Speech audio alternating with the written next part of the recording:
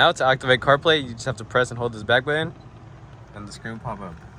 Alright guys, today we're going to be installing a Apex CarPlay module in a 2018 Infiniti Q50. This is what comes in the kit. This is the installation diagram. And then it also comes with a motherboard that's all plug and play. And then all the wiring for the module. One very important step is the DIP switches. You got to make sure if you want your guide lights on for number 4 to be off. And if you're using your OEM rear camera for number 8 to be on.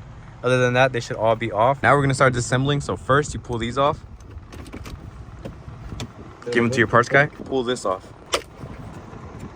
After that, you want to get the shift knob and these out of the way. So you pull these out.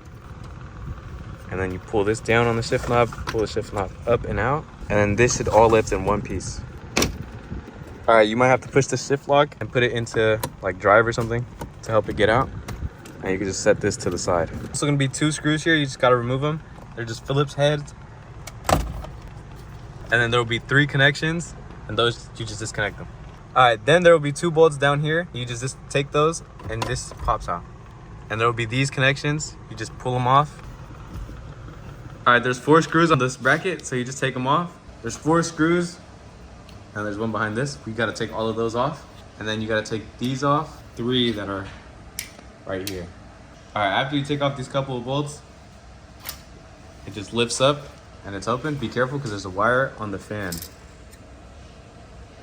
All right, first you're gonna unplug the fan, flip down, and it comes out. Next, you wanna just pull up on this little connector. Next, you're gonna lift this up, pull this little wire out like this, and you lift this one up, and then you pull this out as well. And then this one, you lift the tab up, and then just pull it out. Then there'll be 1 screw in the middle, take that out. After the screw comes out, the motherboard just lifts up. All right, you'll get this insulator in, and you get the motherboard, you stick it in there. After the motherboard is in, you're gonna connect this into this bottom one, and this one into this bottom one. All right, you just lift this up, shove it in there, and then close it back down. Then you add the original motherboard back over this. Make sure to wire these out, because you're gonna have to plug these back into where the OEM ones did. Put the center screw back in, and then make sure all of these 3 wires are out, or 4, and you just plug it back into the OEM, okay? After you connect this one, and this little black cord, you gotta connect the fan back in, and then it's ready to be closed back up.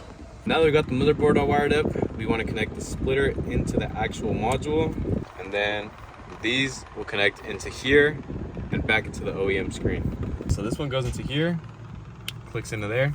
All right, this goes into the module, and then this goes into the screen. This goes right into here, the green port.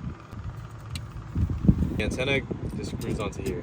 And then it's crucial that you plug everything that comes with the kit in so the module works correctly.